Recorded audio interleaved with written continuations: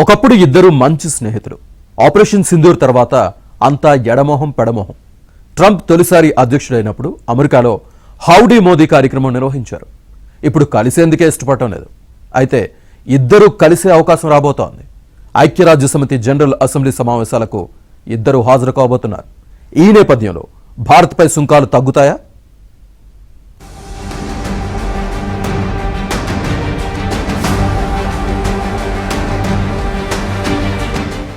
Russia నుంచి చమురు కొనుగోలు, వ్యాపార కార్యకలాపాలు చేస్తున్నారనే నెపంతో మన దేశం నుంచి దిగుమతులపై 25% సుంకాల్ని అమల్లోకి తెచ్చారు అమెరికా అధ్యక్షుడు డొనాల్డ్ ట్రంప్.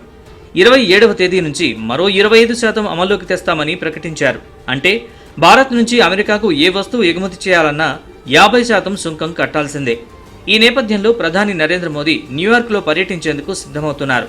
ఐక్యరాజ్యసమితి జనరల్ అసెంబ్లీ సమావేశాల కోసం ప్రధాని మోదీ వచ్చే నెలలో అమెరికా వెళ్లనున్నారు.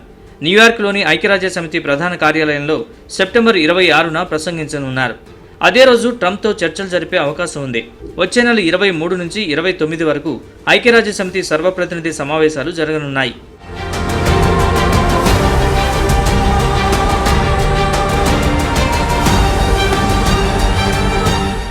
ఉక్రెయిన్ అధ్యక్షుడు జెలెన్స్కీతో సహా పలువురు విదేశీ నేతలతో ప్రధాని నరేంద్ర మోదీ ద్వైపాక్షిక చర్చలు జరపాలని నిర్ణయించారు. ఇద్దరూ ఇటీవలే ఫోన్లో మాట్లాడుకున్న ముఖాముఖి చర్చలు జరపలేదు. భారత్పై ట్రంప్ మండిపడుతున్న సమయంలో ఇదో కీలక పరిణామం. ఉక్రెయిన్ యుద్ధం ఆగితే అదనపు 25% సుంకం లేకుండా పోతుంది.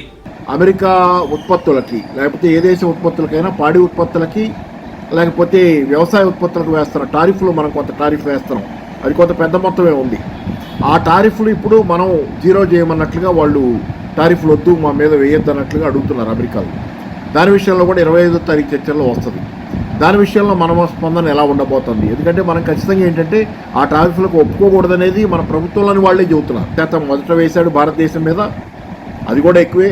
మన చుట్టూ ఉన్న వియత్నాం మీద 20% వరకు ఉంటా, థాయిలాండ్ మళ్ళా మిగతా దేశాల మీద వేసినవి కూడా మనకంటే చాలా తక్కువ, రిలేటివ్గా 5-6% తక్కువతోనే మన దేశం కంటే కూడా తక్కువ ఉన్నాయి. మొదటి వేసిన 25%, దానికంటే మళ్ళీ అదనంగా ఇంకో 20% వేసిన పెనాల్టీ. ఇది ఒక రకంగా మన మెడ మీద కత్తి పెట్టాడు. ఈ కత్తి పెట్టి ఇదే నేపథ్యంలో ఇప్పుడు బయలాటరల్ ట్రేడ్ అగ్రిమెంట్ కోసం వ్యవసాయాన్ని, పాడి పరిశ్రమకి, భారతదేశాన్ని దానికి కూడా అమెరికాకి ఓపెన్ చేసేది విధంగా మెడ మీద కత్తి పెట్టి బార్గెన్ చేస్తున్నాడు. యూరోపియన్ యూనియన్తో ఇలాగే మెడ మీద కత్తి పెట్టి, టారిఫ్లు కత్తి పెట్టి యూరోపియన్ యూనియన్తో చేసుకున్న ఒప్పందంలో, ద్వైపాక్షిక ఒప్పందం లాంటి దానిలో తనకు అనుకూలంగా కనికట్టులాగా చేయించుకున్నాడు యూరోపియన్ యూనియన్తో. యూరోపియన్ యూనియన్ వాళ్ళు లబోదిబో అంటున్నారు. ఆ ఒప్పందం మీద సంతకం పెట్టిన తర్వాత వాళ్ళకి అర్థం అవుతుంది.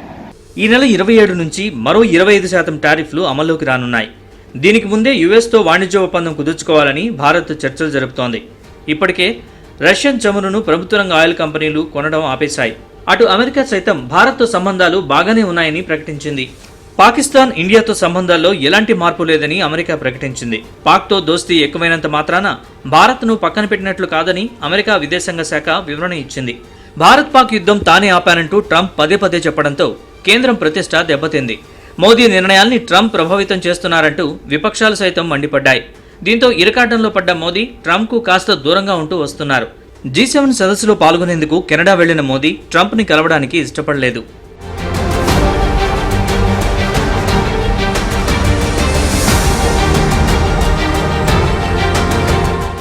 అమెరికా అదనపు సుంకాలు విధించినా భారత్ మాత్రం ప్రతీకార టారిఫ్స్ విధించకుండా చర్చలకు అవకాశం ఉండేలా చేసింది. మనపై అమెరికా సుంకాలు తగ్గించకపోతే ఎగుమతుల్లో బంగ్లాదేశ్, ఇండోనేషియా, కంబోడియా, వియత్నాం లాంటి దేశాలతో పోటీ పడడం కష్టంగా మారే అవకాశం ఉంది. చైనాపై టారిఫ్లను సైతం అమెరికా 90 రోజులు సస్పెండ్ చేసింది. ఈ నేపథ్యంలో డ్రాగన్తోనూ పోటీ పడాల్సి ఉంటుంది. అందుకే అమెరికాతో చర్చలు జరిపి సుంకాలు తగ్గేలా చేసుకోవడమే భారత్ ఎదుటున్న ఏకైక మార్గం. లేకపోతే మన ఎగుమతిదారులు వేరే దేశాల వారితో పోటీ పడలేక నష్టపోతారు.